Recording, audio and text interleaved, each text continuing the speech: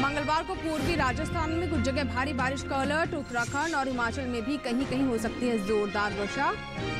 मध्य प्रदेश और छत्तीसगढ़ में 2 दिन ज्यादा जगह गरज के साथ बरस सकते हैं बादल। ओडिशा में कई जगह बरसेंगे बादल। दक्षिण पश्चिमी और पश्चिमी मध्य अरब सागर में काफी तेज हवाएं चलने के आसार। पूर्वी भारत में जगह जगह चलेंगी तेज हवाएं। नमस्कार, मौसम खबर में आपका स्वागत है। आपके साथ मैं हूं अंजू सिंह। आज मौसम खबर में जानेंगे अगले 2 दिनों में कहां होगी बारिश, कहां चलेंगी तेज हवाएं। इसके साथ ही जानेंगे कैसी रहेगी तापमान की स्थिति और किसानों के लिए होगी कृषि सलाह भी। शुरुआत करते हैं खास खबरों के साथ।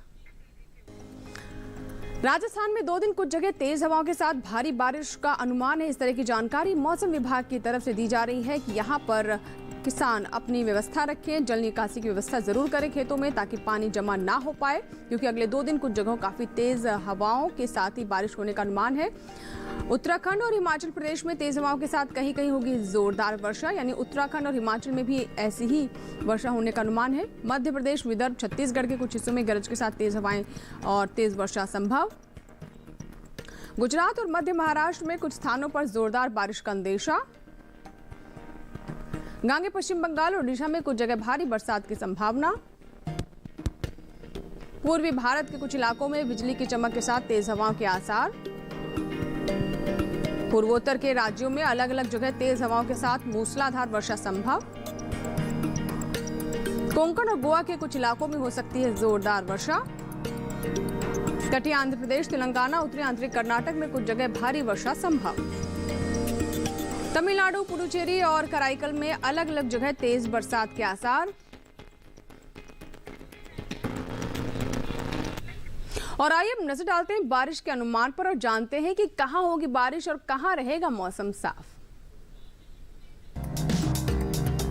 मौसम विभाग के मुताबिक पूर्वी भारत के बिहार में मंगलवार को कुछ जगह तो बुधवार को कई स्थानों पर बरसात की संभावना है। झारखंड में 2 दिन कई जगह बारिश होगी।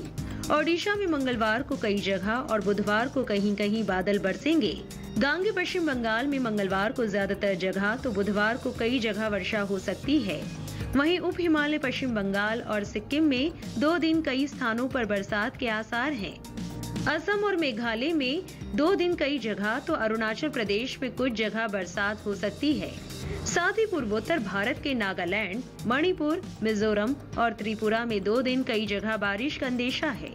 उत्तर भारत की बात करें तो यहाँ के पहाड़ी राज्यों में जम्मू कश्मीर और लद्दाख में 2 दिन कुछ स्थानों पर बारिश होगी।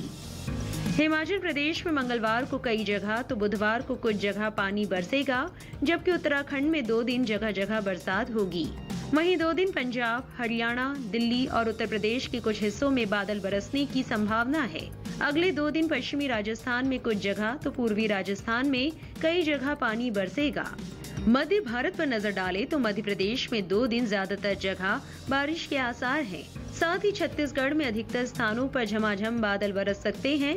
मध्य महाराष्ट्र और मराठवाड़ा में कई जगह वर्षा संभव है। 2 दिन विदर्भ में ज्यादातर जगहों पर पानी बरसेगा। पश्चिमी भारत के गुजरात में मंगलवार को कई जगह और बुधवार को कुछ जगह बरसात की संभावना है। सौराष्ट्र और कच्छ में भी कहीं कहीं बादल बरसेंगे। वहीं कोंकण और गोवा के अधिकतर इलाकों में बरसात के आसार हैं। दक्षिण भारत की बात करें तो यहाँ के तटीय आंध्र प्रदेश में मंगलवार को कई जगह और बुधवार को कुछ स्थानों पर बरसात की संभावना है। तेलंगाना में मंगलवार को ज्यादातर जगह तो बुधवार को कुछ स्थानों पर वर्षा होगी। रायलसीमा में छिटपुट जगहों पर बारिश हो सकती है। तमिलनाडु, पुडुचेरी और कराईकल के कुछ भागों में बारिश की संभावना है। 2 दिन तटीय कर्नाटक में कई जगह और आंतरिक कर्नाटक में कहीं कहीं बादल बरसेंगे। 2 दिन केरल और लक्षद्वीप के कुछ हिस्सों में वर्षा होगी। इसके अलावा अंडमान निकोबार द्वीप समूह में 2 दिन ज्यादातर जगह बारिश का अनुमान है। और आइए अब नजर डालते हैं पिछले 24 घंटों के दौरान हुई बारिश पर। आपको बता दें कि हिमाचल प्रदेश में छुटपुट जगह पर बारिश हुई। राजस्थान के कुछ इलाकों में बादल बरसे। वहीं अगर बात करें मध्य प्रदेश और विदर्भ की, तो यहाँ पर कुछ स्थानों पर बरसात हुई। छत्तीसगढ़ में भी कई जगह बादल बरसे। नागालैंड, मणिपुर, मिजोरम और त्रिपुरा में भी कुछ स्थानों पर बारिश हुई। बिहार में भी कुछ जगह बरसात हुई। झारखंड और ओडिशा में भी कई हिस्सों में झमाझम बादल बरसे। गांगे पश्चिम बंगाल की बात करें तो यहाँ पर कई जगहों पर, तो असम और मेघालय में कहीं कहीं बारिश हुई। वहीं दूसरी तरफ सौराष्ट्र, कच्छ और मध्य महाराष्ट्र और मराठवाड़ा में इक्का दुक्का जगह बादल बरसे। तटीय आंध्र प्रदेश, तेलंगाना और रायलसीमा में कुछ जगह बरसात हुई। तमिलनाडु, पुडुचेरी और कराईकल में भी कहीं कहीं पानी बरसा। अंडमान निकोबार द्वीप समूह में भी कुछ स्थानों पर वर्षा हुई। और आइए बात करते हैं तापमान की। पहले देख लेते हैं कैसा रहा अधिकतम तापमान। जम्मू कश्मीर, लद्दाख, गिलगित बाल्टिस्तान, मुजफ्फराबाद में कुछ जगह तापमान सामान्य के मुकाबले 3 से 5 डिग्री ज्यादा रहा।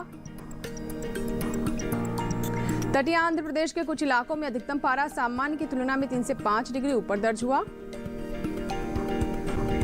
तमिलनाडु और पुडुचेरी में कुछ जगहों पर इसी तरह अधिकतम तापमान देखने को मिला। हिमाचल प्रदेश में कुछ जगह, उत्तराखंड के ज्यादातर हिस्सों में अधिकतम पारा सामान्य से 1.5 से 3 डिग्री ऊपर रहा।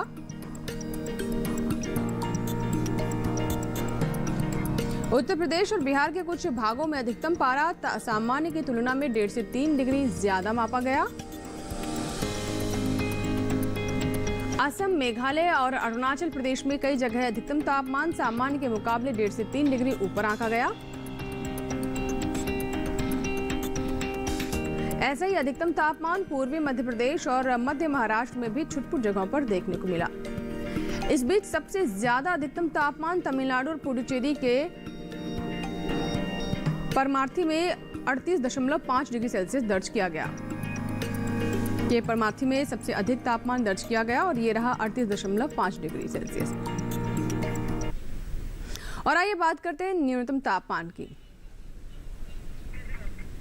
हिमाचल प्रदेश और पंजाब में ज्यादातर जगह न्यूनतम तापमान सामान्य के मुकाबले 3 से 5 डिग्री अधिक रहा। उत्तराखंड में कई जगह न्यूनतम पारा सामान्य के मुकाबले 3 से 5 डिग्री ऊपर दर्ज किया गया। हरियाणा और दिल्ली के कई हिस्सों में न्यूनतम तापमान सामान्य की तुलना में 1.5 से 3 डिग्री ज्यादा रहा।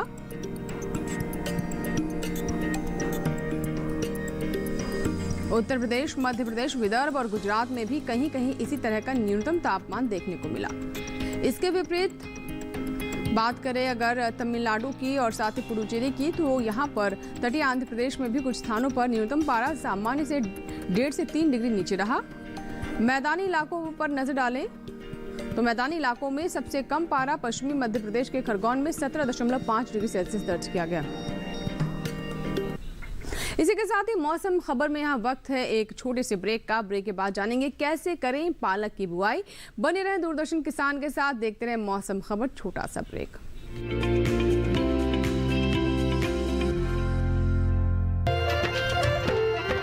फसल बीमा से अब सुरक्षित आत्मनिर्भर बन जाए किसान।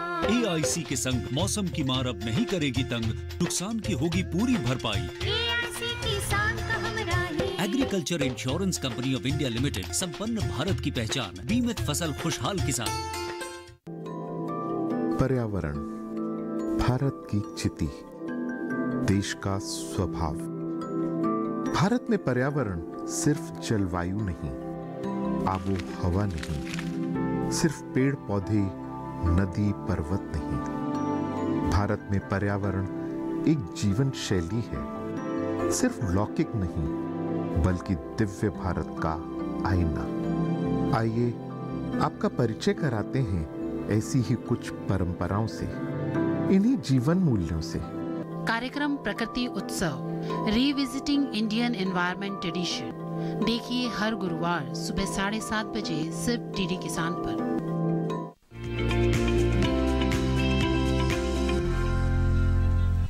ब्रेक के बाद एक बार फिर आपका स्वागत है। आप देख रहे हैं मौसम खबर और अब बात करते हैं खेती किसानी की। असम और बिहार में कौन सी फसलें बोना फायदे का सौदा रहेगा, बुआई और उसके बाद किसानों को किन बातों का ध्यान रखना चाहिए, जानने के लिए देखिए विशेषज्ञों की सलाह पर आधारित हमारी एक खास रिपोर्ट। असम में साली धान में दवा और उर्वरक का छिड़काव करें। धान के खेतों में राइस हिस्पा नाम के कीट की निगरानी करते रहें। ये कीट काले या भूरे रंग का होता है। इन दिनों धान की फसल में तना भेदक समेत अन्य कीट लग सकते हैं। कीट और रोग लगने पर साफ मौसम में विशेषज्ञ की सलाह से दवा का छिड़काव करें। असम के किसान सब्जियों की बुआई और रुपाई के समय सड़े हुए गोबर की खाद डालें। फलों की पौध लगाते समय भी गोबर खाद या केंचुआ खाद का इस्तेमाल करें। असम में रबी की मक्का बोने के लिए ये समय अनुकूल है। रबी की मक्का मध्य सितंबर से मध्य अक्टूबर तक बोई जा सकती है। किसानों को सलाह है कि बुआई के 30 दिन बाद सब्जियों की रुपाई करें। असम के किसान काली मिर्च की लताओं को सही दिशा और सहारा दें। 30 सेंटीमीटर की दूरी पर काली मिर्च की लताएं बांधना उचित रहेगा। साथ ही बिहार में अरहर की उन्नत किस्म के बीजों का उपचार करने के बाद बुआई करें। अच्छी फसल लेने के लिए ज्यादा घने पौधों को खाड़ सकते हैं। बिहार के किसान फलों के पौधों को दीमक से बचाने के लिए बागों में दवा का छिड़काव करें। नए पौधों में जरूरत के हिसाब से उर्वरक डालें और पौधों की जड़ों के पास निराई करें। बागों को खरपतवार मुक्त रखें। बिहार में धान के खेत में हाथों से खरपतवार निकालें। इस समय बिहार में ज्यादातर जगह धान में बालियां आ रही है। ऐसे में जरूरत के हिसाब से नाइट्रोजन उर्वरक डालें। बिहार के किसान धान की फसल में पत्ता लपेटक और तना भेदक की निगरानी करते रहे। बिहार में बैंगन, मिर्च और टमाटर की रुपाई करें। यहाँ के किसान फूल गोभी और पत्ता गोभी की रुपाई भी कर सकते हैं। बैंगन, मिर्च, टमाटर और गोभी की रुपाई उभरी हुई क्यारियों में करना उचित रहेगा। और अब बात करते हैं आज की फसल की, जिसमें आज हम जानकारी देंगे पालक के बारे में। पालक की बुआई का समय चल रहा है। इसकी पत्ता सब्जी के रूप में काफ़ी पसंद की जाती है। पालक स्वास्थ्य के लिए भी बहुत उपयोगी है। इसमें प्रोटीन, कैल्शियम और लौह तत्व भी काफ़ी मात्रा में पाया जाता है। पालक की खेती लगभग पूरे देश में की जाती है, लेकिन उत्तर प्रदेश, पश्चिम बंगाल, पंजाब, हरियाणा, दिल्ली, मध्य प्रदेश और महाराष्ट्र में ये अधिक उगाई जाने वाली फसल है। इस समय पालक की बुआई की जा सकती है। पालक को मैदानी और पहाड़ी दोनों क्षेत्रों में बोया जा सकता है। मैदानी इलाकों में सर्दी के मौसम में ये ज्यादा बोई जाती है। वैसे तो इसे किसी भी प्रकार की मिट्टी में बोया जा सकता है, फिर भी दोमट मिट्टी इसके लिए सर्वोत्तम मानी जाती है। अलग अलग राज्यों के लिए अलग अलग किस्में हैं। किसान वैज्ञानिकों से सलाह लेकर बीज का चुनाव कर सकते हैं। अच्छी नमी से बुआई करने पर तुरंत सिंचाई की जरूरत नहीं पड़ती। फिर भी बुआई के 8 से 10 दिन बाद सिंचाई करना आवश्यक है। इसके बाद 10 से 15 दिन के अंतराल पर सिंचाई करते रहें। पत्तियों की हर कटाई के बाद सिंचाई करना ना भूलें। खरपतवार नियंत्रण के लिए बोने के 15 से 20 दिन बाद पहली निराई गुड़ाई कर दें। पालक के लिए 2 से 3 बार निराई गुड़ाई करनी चाहिए। पत्तेदार सब्जियों में आमतौर पर बीमारी नहीं लगती, फिर भी अगर बीमारी लग जाए तो कटाई के बाद दवा छिड़कें, ताकि पत्तियों पर दवाई का असर ना हो। वैसे पालक में सर्कोस्पोरा लीफ स्पॉट और डंपिंग ऑफ जैसी बीमारियों की आशंका रहती है। लीफ माइनर, चैंपा, माहू और इल्ली जैसे कीट पालक की पत्तियों को नुकसान पहुंचा सकते हैं। बचाव के लिए विशेषज्ञों की सलाह पर उचित दवाएं छिड़कें। ध्यान रखें कि फसल में किसी भी प्रकार की दवा का छिड़काव करने से पहले कृषि विशेषज्ञों से सलाह जरूर लें। पालक की 1 हेक्टेयर में 80 से 100 क्विंटल तक पैदावार होती है। इसे कई बार काटा जा सकता है। और अब बात मौसम के अनुसार खेती की। दिल्ली के आसपास के इलाकों में अगेती मटर बोने के लिए सही समय है, यानी जो किसान अगेती मटर बोना चाहते हैं उसके लिए बिल्कुल उपयुक्त समय है। वो इस वक्त अगेती मटर की बुआई कर सकते हैं। उत्तर प्रदेश के पूर्वी मैदानी इलाकों में अगेती सरसों की बुआई का काम करें। वहीं बुंदेलखंड के किसानों को भी सलाह दी जा रही है कि सरसों की बुआई का काम जरूर कर सकते हैं वो। झारखंड के दक्षिण पूर्वी पठार क्षेत्र में हरी मटर की बुआई का काम करें। यहाँ के किसान तोरी की बुआई भी कर सकते हैं। मध्य और उत्तर पूर्वी पठार इलाके में आलू की बुआई करें।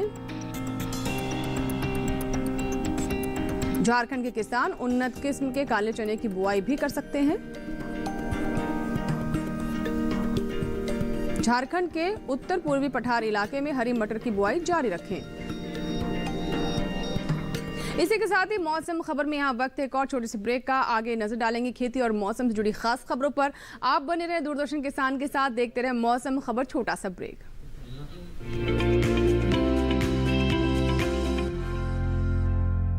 जानेंगे क्या है किसानों का हाल। हम पहुंचेंगे आपके गांव। मिलेगा सरकारी योजनाओं का ज्ञान। जब लगेगी चौपाल, देखिए चौपाल चर्चा सोमवार से शुक्रवार सुबह 9 बजे सिर्फ दूरदर्शन किसान पर।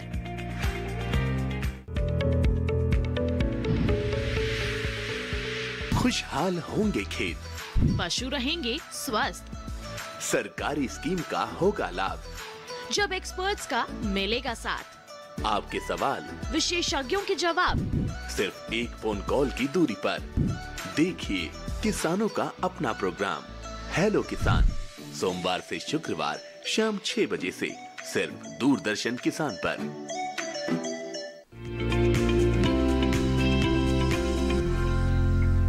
ब्रेक के बाद एक बार फिर आपका स्वागत है। आप देख रहे हैं मौसम खबर और अब बात करते हैं मौसम के लिहाज से खेती की।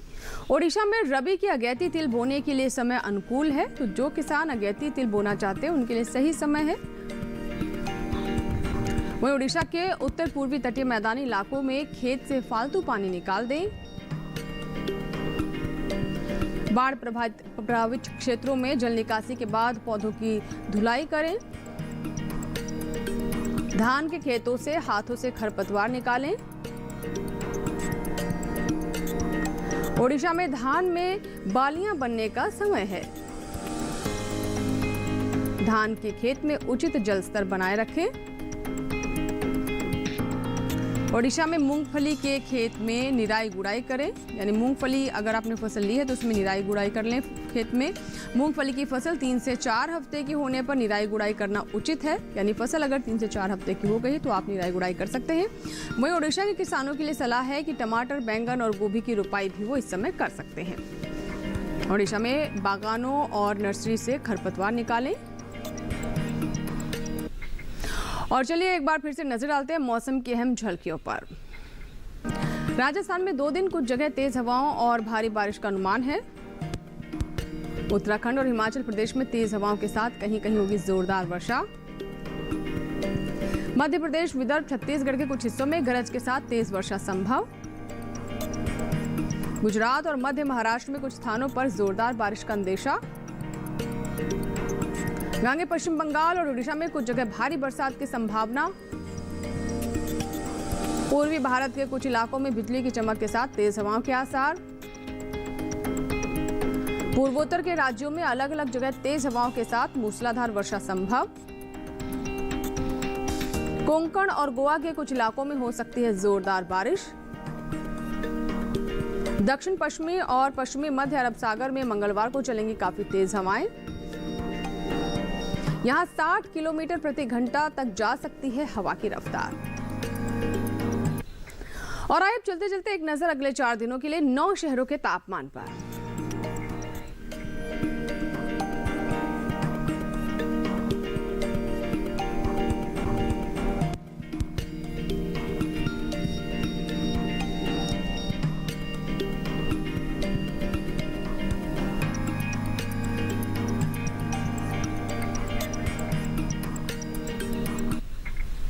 मौसम खबर कार्यक्रम को आप बीडी किसान के YouTube चैनल पर भी देख सकते हैं। टीवी स्क्रीन पर दिखाए जाने वाले QR कोड को आप स्कैन कीजिए और जानिए मौसम का हाल मौसम खबर के साथ। हमारे YouTube चैनल से जुड़े और अपने सभी मनपसंद कार्यक्रम YouTube चैनल पर देखें। उम्मीद करते हैं मौसम खबर से हमारे किसानों को मदद मिल रही होगी। मौसम का ताज़ा हाल और कृषि सलाह लेकर फिर होंगे हाजिर। आप बने रहे दूरदर्शन किसान के साथ। नमस्कार।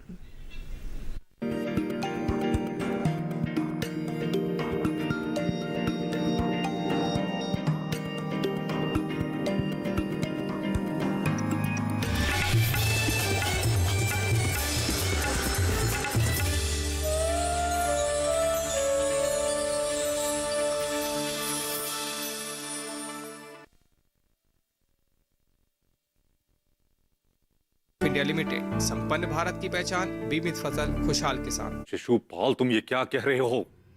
यह निर्णय हो चुका है कि वसुदेव श्री कृष्ण ही सर्वश्रेष्ठ व्यक्ति हैं। यह उचित निर्णय नहीं है। यह कपटी कृष्ण, यह सर्वश्रेष्ठ कैसे हो सकता है?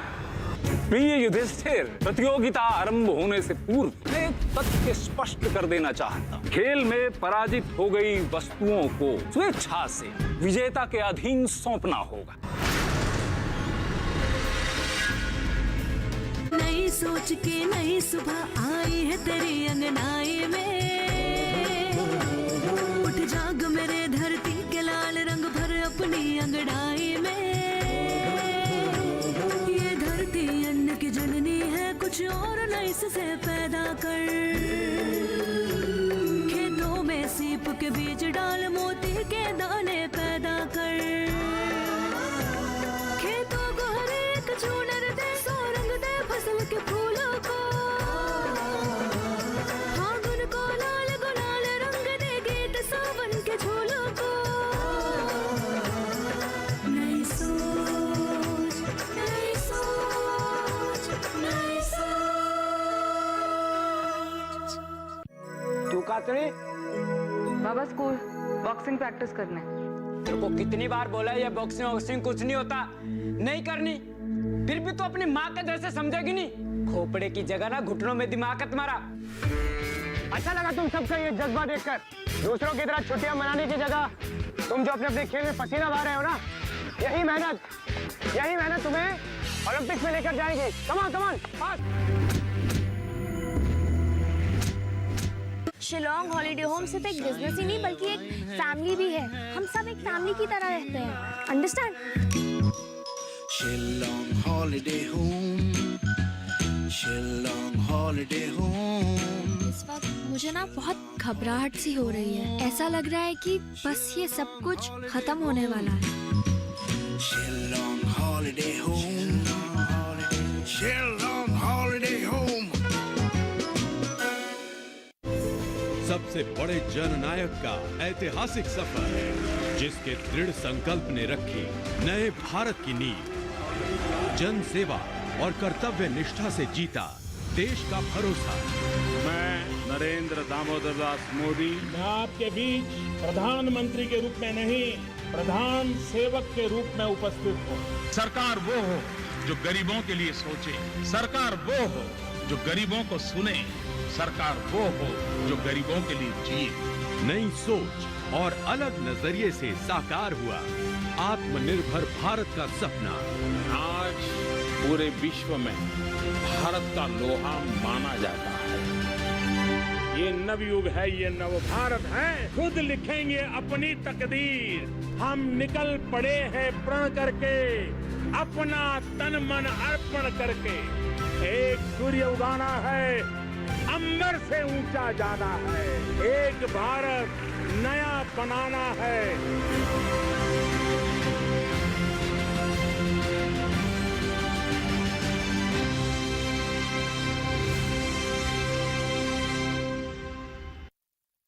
उन गहरे गलियारों में कोई राज छुपा है।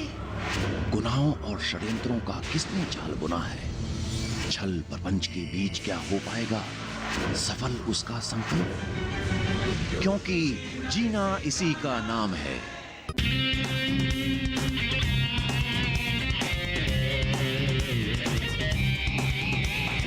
मौत की आंखों में आंखें डालकर तू छीन सकता है जिंदगी, चल छीन ले।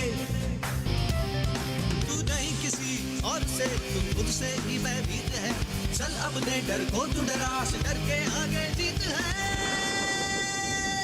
Fight fight fight fight.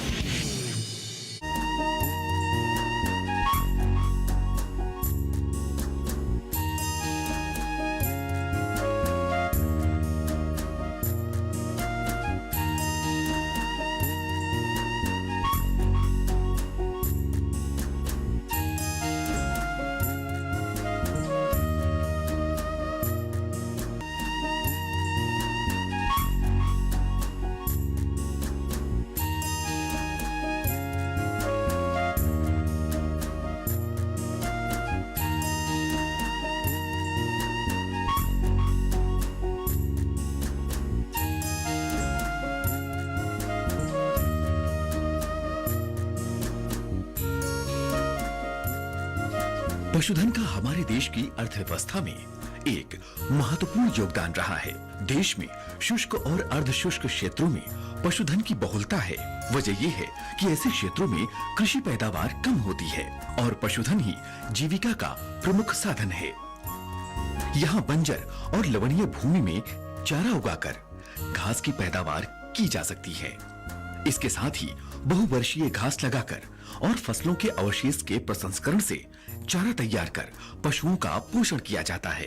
इन्हीं बातों को ध्यान में रखते हुए चारागाह और चारे की उन्नत प्रजातियों के विकास, उनका सस्य प्रबंधन और अनुरक्षण के लिए भारत सरकार ने झांसी में भारतीय चारागाह एवं चारा अनुसंधान संस्थान की स्थापना की। झांसी में इस संस्थान की स्थापना करने का मुख्य कारण यहाँ सभी प्रमुख चारा घासों का पाया जाना भी था।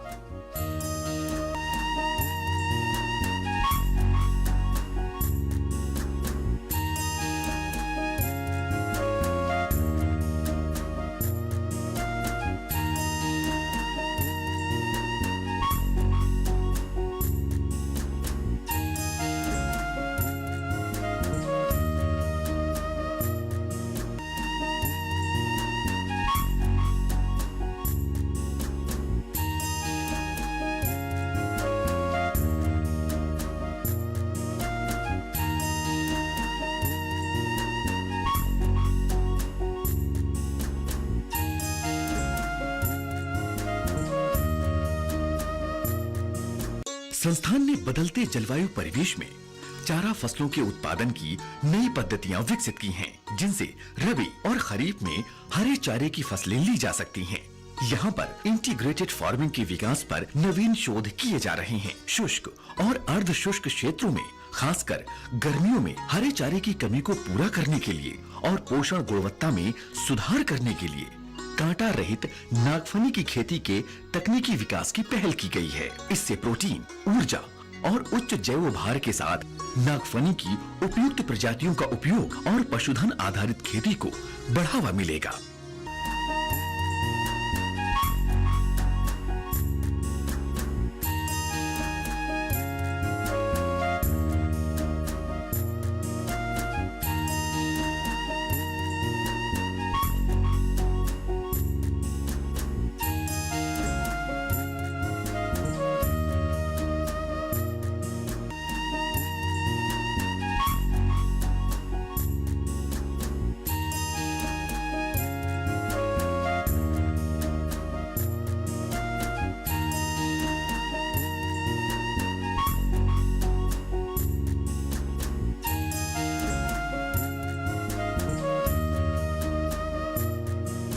अनुसंधान और विकास के क्षेत्र में संस्थान विभिन्न राष्ट्रीय संस्थाओं के साथ अंतरराष्ट्रीय संस्थाओं के सहयोग से भी कार्य कर रहा है।